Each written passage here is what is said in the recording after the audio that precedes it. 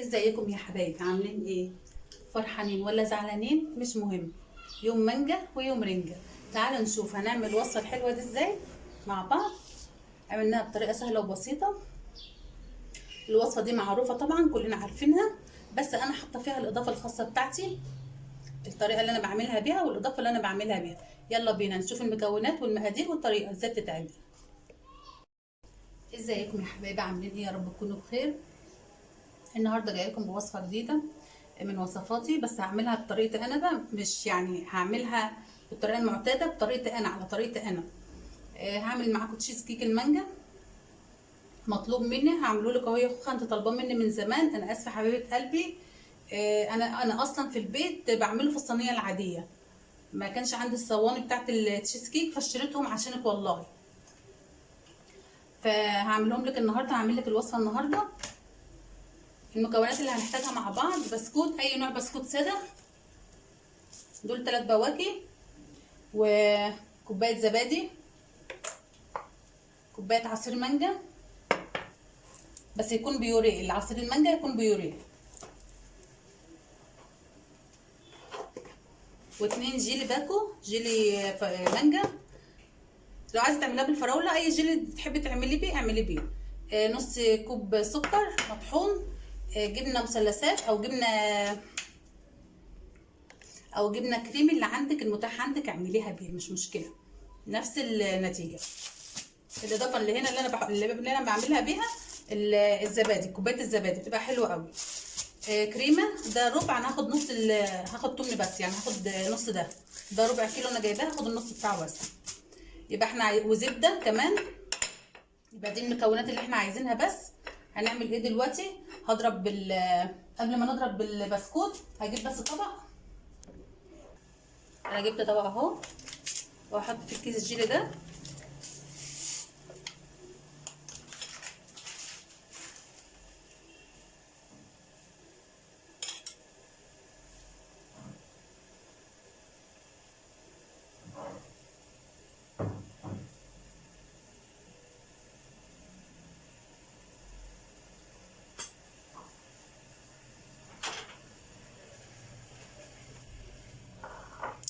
وده نص كوب ميه غلياه هحطه عليه اهو. تجهزيه قبل ما تبداي وتقلبي كده لغايه ما يدوب اهو. هتقلبيه معاكي لغايه ما يدوب كل الجيلي معاكي، وتسيبيه على جنب. انا قلبتها اهو يا جماعه. كيس الجيلي هتسيبيه بقى على جنب كده لوحده، لازم تدوبيه خالص لغايه الحبيبات اللي فيه ما تروح. هنعمل ايه دلوقتي بقى؟ هجيب البسكوت ده وهضربه في الكبه وارجع لكم برده. انا طحنت البسكوت اهو كله،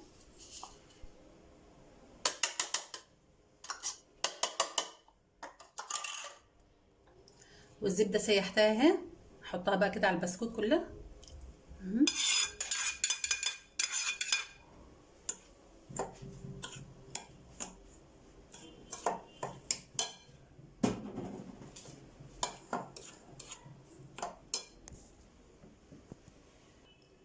بصوا شربوا بقى ايه البسكوت كله كده بالزبده اللي انت ايه سيحتيها.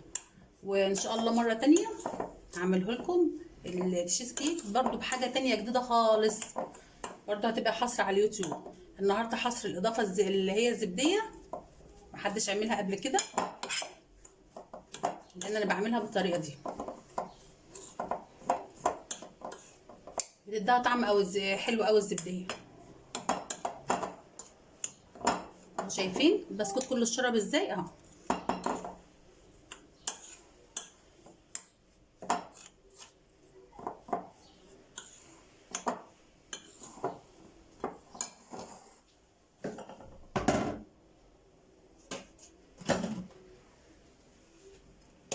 هجيب الصينيه بقى اللي انا هعمل فيها اهي، واحط البسكوت فيها.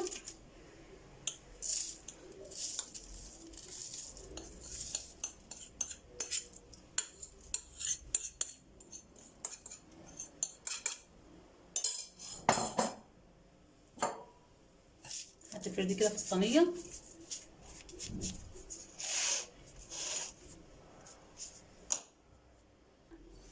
اهي هتسويها بالشكل ده كده. هدخلها دلوقتي التلاجة وارجع لكم اهي.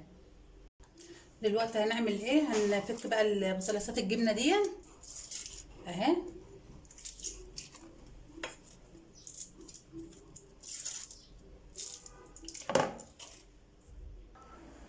هنحط السكر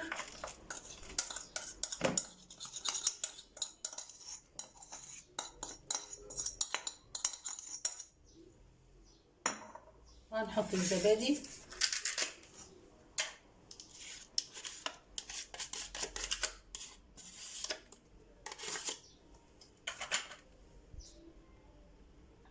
هضرب المكونات دي مع بعض وارجع لكم. انا ضربتهم اهو مع بعض. هاخد بقى ايه الكريمه كده، ده الربع، انا هاخد ايه نصه بس يبقى تمن كده، تمن كريمه. ودي كوبايه ميه سقعانه، هاخد جزء منها بس واضرب الكريمه.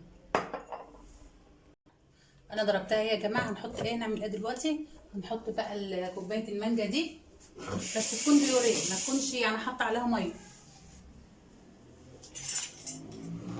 يعني كنا عصره المانجا دي انا كنت مفرزاها في الفريزر اهي.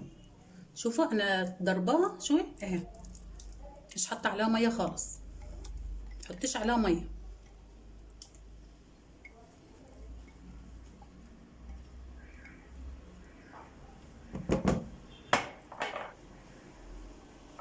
وهنضرب برضو. انا بفصل وانا بضرب يا جماعه عشان المضرب بيعمل صوت عالي فمبرضاش ازعجكم.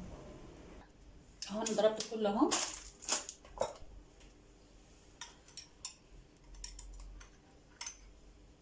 هجيب بقى الجيل اللي انا دوبته خالص ده وهعمل ايه؟ هحطه هنا كده على الكريمه، بس يكون برد معاكي، تحطوه السخن. انت بتحضريه الاول خالص عشان ايه؟ يكون برد، قبل انت ما تحضري كل حاجه يكون هو برد. وهتقلبي بقى كل المكونات دي ايه ببعضها اهي. شايفه؟ هتقلبيها كده كلها ببعضها. شايفين القوام بيبقى كده يا جماعه؟ بس تخلطي كويس قوي على اساس ان الجيلي يخش في كل حته في الكريمه، واما تيجي تحطها في التلاجة تبقى متماسكه كلها اهي.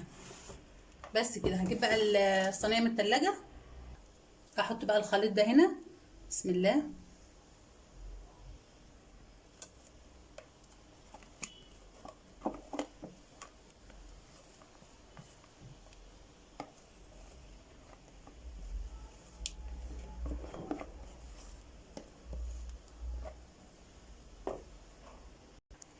اهو هنسوي بقى كل ده، هنسوي الوش كده. تعالي يا دودو بقول لك ايه، ناكل دي انا وانت لوحدنا كده، بلا اي رجيم ولا اي حاجه بقى ايه، ونقعد ناكل بقى انا وانت كده لوحدنا. سيبك من الرجيم، دي مش عايزه رجيم يا دودو.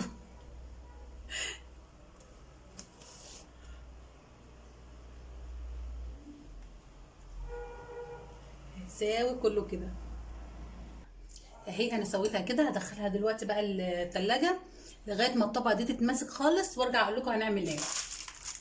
دي هتتماسك شويه في التلاجة، واقوم حاطه لها الكرات دي كرات شوكولاته يا جماعه ذهبي، بس انا جايباها عشان ازين بيها بان ما فيش مانجا دلوقتي في السوق، فهزين بيها التشيز كيك. هحط بقى ايه لما دي تجمد شويه، لو انا حطيتها دلوقتي هتغطس جوه، هي متماسكه شويه اهي، بس مش يعني ايه لو حطيتها وسبتها هتغطس جوه. فانا هعمل ايه؟ هسيبها دلوقتي في التلاجة شويه، وبعد كده لما تبدا تتماسك سنه هقوم حاطه الحاجات دي. اقول لكم على الخطوه يعني اللي انا هعملها وانتم مش معايا. هدخلها التلاجة وارجع لكم نقول هنعمل ايه تاني. بعد ما جمدت يا جماعه اهي في التلاجة، طلعتها اهي بقت بالشكل ده. ودي كرات الشوكولاته اللي انا قلت لكم عليها، اللي انا قلت لكم هزين بيها. لما جمدت شويه في التلاجة حطيتها كده يعني كشكل، عشان ما فيش مانجا اللي هي دلوقتي في السوق بنزين بيها، فقلت اعمل بدي اه. هنعمل ايه دلوقتي؟ هبعد دي بس، وهجيب كيس الجيل التاني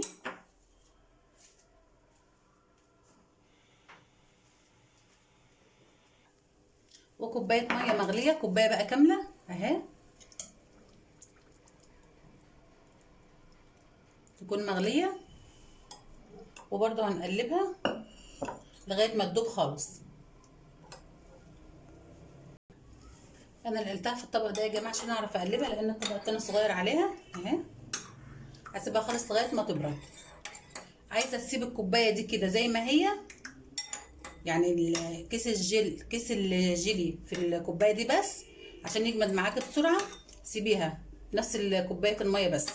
لو عايزه تزودي عليها زودي عليها ربع كوبايه ميه بس، ما تكتريش اكتر من كده. بس كده. لو كترت اكتر من كده هتاخد وقت معاكي في ان هي تتماسك ومش هتبقى حلوه. انا هسيب بقى دون لغايه ما يبرد خالص. ولو انت عايزه تحطي معلقه سكر تزودي الحلاوه، يعني السكر تزوديها عادي مفيش مشكله. انا بزود معلقه، انا حطيت معلقه سكر وقلبتها عشان هما بيحبوا الحاجه مسكره. هنعمل ايه بقى يا جماعه دلوقتي؟ الجيلي برد خالص اهو، ما تحطوش ولا تحطوه سخن ولا دافي، يكون برد خالص. هتحطها هنا كده اهي الطبقه دي بس كده. وهاخدها تلاجة هاخدها ادخلها التلاجة دلوقتي وارجع لكم بعد ما تجمد نفكها مع بعض ونشوفها هي ازاي. ورجعت لكم يا حبايباتي اهو. بعد الطبقه اللي فوق كلها ما مسكت اهي، طبقه الجيلي كلها مسكت اهي معانا. هنعمل ايه دلوقتي؟ هنشيل بقى دي كده ونطلعها مع بعض اهي يا حبايبي. بعد ما خرجتها من القالب تبقى بالشكل ده. كانت هتقع من ايدي ربنا ستر اهي زي ما انتم شايفين كده، تبقى بالشكل ده. ده كيك المانجا. لو عجبتكم الطريقه اهي لايك وشير سبسكرايب، ويا ريت تفعلوا الجرس تبقى بالشكل ده، ويا ريت تفعلوا الجرس. انا كنت سعيده بوجودي معاكم، انتظروني في فيديو جديد. سلام عليكم.